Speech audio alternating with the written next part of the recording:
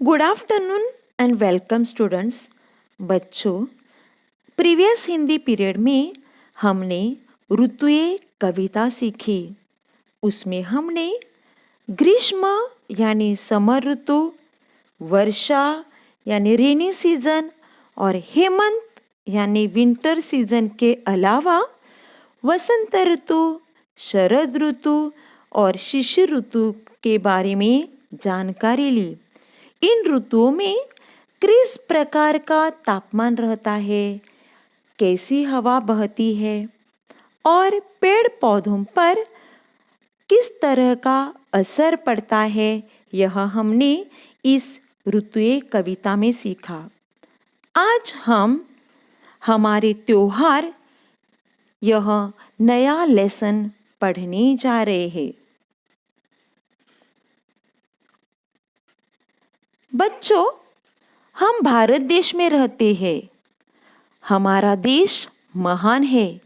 इस महान देश में हिंदू, मुस्लिम, ईसाई जैसे अलग अलग धर्म के लोग एक साथ बड़े प्यार से रहते हैं। एक दूसरों को मदद करते हुए मिलजुल कर रहते हैं। अलग अलग धर्म के लोग अलग अलग त्योहार मनाते हैं। इसीलिए साल भर हमारे देश में बहुत सारे त्योहार मनाए जाते हैं। हर कोई अपना त्योहार बड़ी धूमधाम से मनाता है। तो चलो बच्चों, आज के इस पीरियड में हम अपने देश में साल भर जो अलग अलग त्योहार मनाते हैं उन पर नज़र डालेंगे, उन त्योहारों के बारे में जानकारी लेंगे। बच्चों, अभी आपके सामने दिए दिखाई देते हैं। हम कब दिए जलाते हैं, कौन से त्योहार पे दिए जलाते हैं? तो वो है अपना दिवाली यानी दीपावली का त्योहार, जिसे हम फेस्टिवल ऑफ लाइट कहते हैं। हमारे देश का सबसे बड़ा त्योहार, पूरा देश बड़ी धूमधाम से ये त्योहार मनाता है। इस त्योहारों के दिन सबके घर पे लैंटर्न यानी आकाशकंदील लगाए जाते हैं। घर के सामने पंक्ति यानी दिए जलाते हैं। घर में फराळ यानी लड्डू, चिवड़ा, चकली जैसी मीठी और तीखे खाने की चीज़ें बनाती है। बच्चों, ये दिवाली त्योहार क्यों मनाते हैं, आपको मालूम है? तो दिवाली त्योहार इसलिए मनाते हैं कि श्री राम यानी भगवान श्री राम 14 साल का वनवास खत्म करके जब अपने अयोध्या अपनी नगरी में लौट आते हैं, तभी अयोध्या के रहने वाले लोग बहुत खुश होते हैं और वो खुशी से उनका स्वागत करते हैं। और जब वो स्वागत करते हैं, तभी पूरी अयोध्या नगरी को दियों से सजाया जाता है। पूरी अयोध्या नगरी में दीप जलाए जाते हैं और उनका स्वागत करते हैं। और इसी दिन को दीपावली के रूप में हर साल हमारे देश में बड़े धूमधाम से मनाया जाता है। यह है क्रिसमस का त्योहार। क्रिसमस का त्योहार दिसंबर महीने में आता है। दिसंबर महीने में सांता क्लॉज उपहार गिफ्ट लेकर आता है और छोटे बच्चों को गिफ्ट देता है। ये है क्रिसमस ट्री। क्रिसमस ट्री को भी डेकोरेट किया जाता है, सजाया जाता है। इस क्रिसमस के लिए केक बनाते हैं और सबको केक बांटा जाता है, डिस्ट्रीब्यूट करते हैं। ये है ईद का त्योहार।